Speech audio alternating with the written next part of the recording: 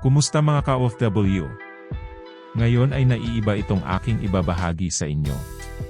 Ito ay base sa na-experience ko nung wala kaming pasok ng panahon ng Obon o Araw ng mga Patay dito. Ang Araw ng Patay sa Japan ay August.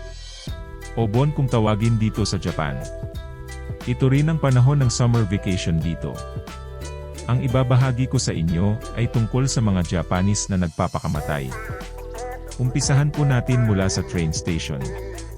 Pero bago po ang lahat, sana ay i-like nyo naman ang aking video para makatulong po sa aking channel. Gusto ko lamang po kayong paunahan na ang kwentong ito ay hindi related sa aking trabaho. Pero dahil ako'y naninirahan dito sa Japan, ay medyo affected po kami sa mga nangyayari lalo na sa mga transportation. Ang kwento pong ito ay tungkol sa mga nagpapakamatay na hapon dito sa Japan.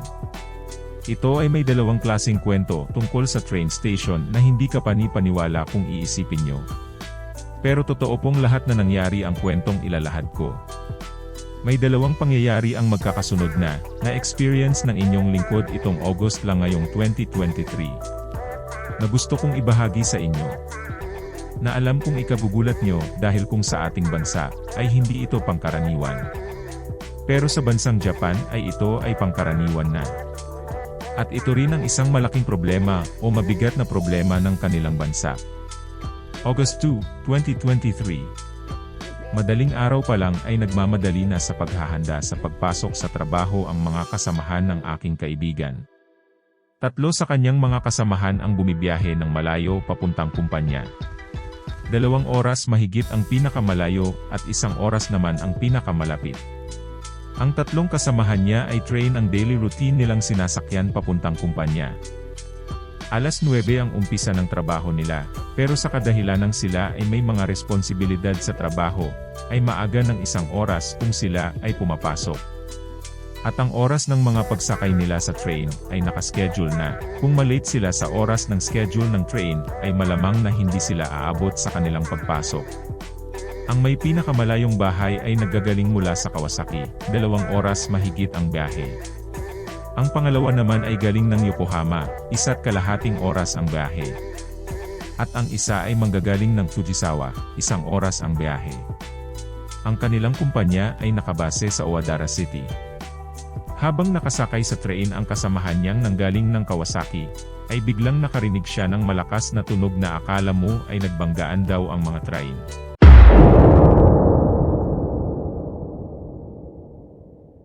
Na-stop bigla sila sa pag-usad at ibinalita sa loob ng train na panadalian na mag-antay muna.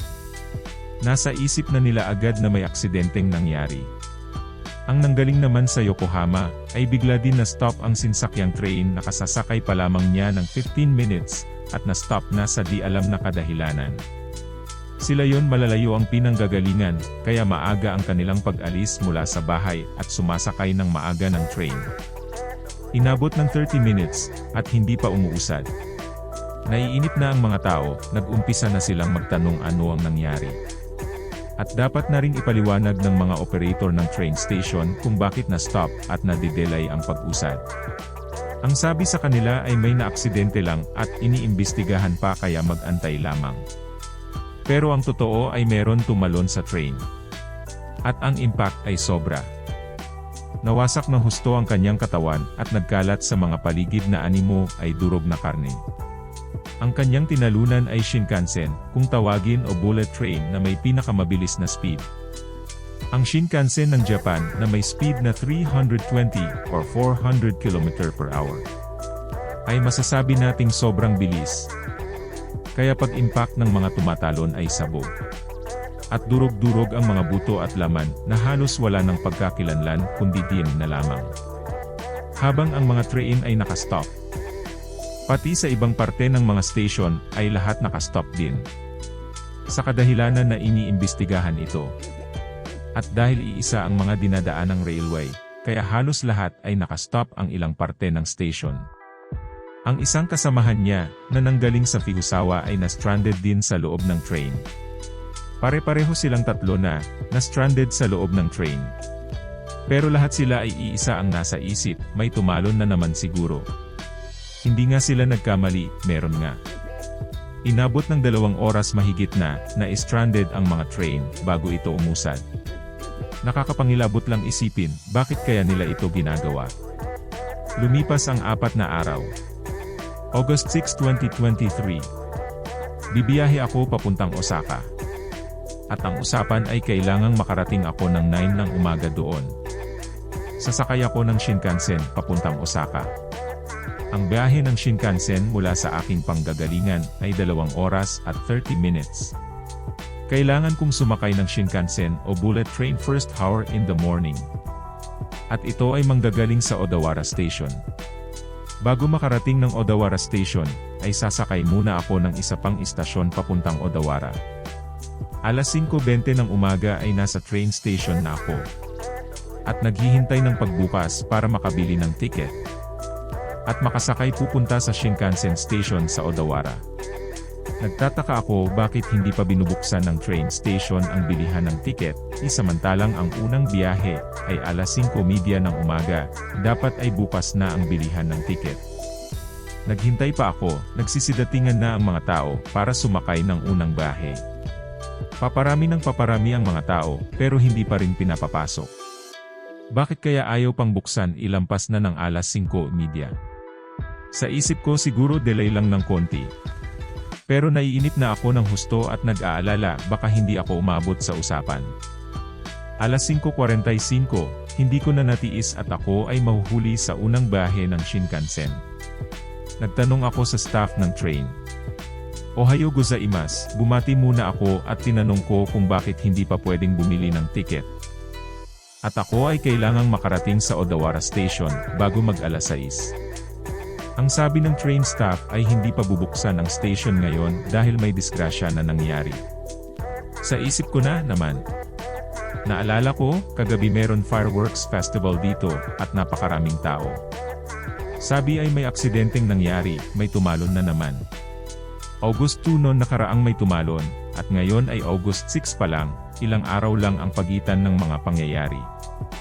Bakit nila ginagawa ito at ang train station pa ang kanilang pinipili? Bakit ang mga Japanese ay mas pinipili pa ang magpakamatay kesa ang mabuhay? Ano ang nagtutulak sa kanila upang tapusin ang buhay nila samantalang mas maunlad ang bansa nila kesa sa iba? Magsipag ka lang ay hindi ka magugutom dahil maraming trabahong mapagpipilian. Ang masakit pa, mas kawawa ang mga pamilyang iniwan nila dahil sa kaparusahan ng mga ginawa nila, ika nga compensation damage. Tapos na ang paghihirap nila kung anuman ang inayawan nila sa buhay at tinapos nila ng maaga. Pero paano naman ang pamilya nila na binigyan nila ng habang buhay na bayarin? Baka sila na naman ang susunod na mag-isip na magpakamatay. Dahil sa bayarin na hindi nila alam kung kailan matatapos. Ano nga ba ang kaparusahan sa mga tumatalon o nagpapakamatay sa train o public property na nakakaabala sa maraming tao? Ang mga taong nagpapakamatay at ito ay ginagawa nila sa mga pampublikong lugar o sa mga government properties na nakakaabala sa mga tao ay jishinjiko kung tawagin sa Japanese. O self-inflicted injury ay may sasagutin ang kanyang mga pamilya. At ang tawag dito ay songai baisho o compensation damage. Na sobrang mahal habang buhay na binabayaran ng pamilya ang mga ganitong kaso. Kung sa palagay nila, ay ito na ang mabuting solusyon sa mga problema nila sa buhay. Ay nagkakamali sila, dahil ang pamilya naman nila ang habang buhay na nagdurusa sa pagbayad ng danyos na ginawa nila. Ito ang pangunahing problema ng bansa, ika nga uso sa bansang ito ang tapusin ng maaga ang kanilang mga buhay. Jisatsu kung tawagin sa Japanese. Dahil sa dumadami ang nagpapakamatay mula sa train ay marami ng ginagawang safety barricade protection para sa public ang Japan sa loob ng train station. Iba't ibang klase ng barricade ang kanilang sinusubukan. Iba't ibang klase sa iba't ibang train station para maprotektahan o maiwasan ang ganitong mga kaso. Pero dahil sa sobrang busy at dami ng tao ay nakakalusot pa rin sa mga securities ang mga nagpapakamatay. Ikaw ba, sa tingin mo fair ba na parusahan mo ng grabe ang pamilya mo sa kagustuhan mo lang tumakas sa mundo?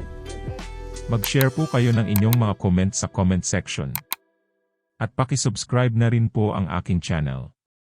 Maraming salamat po.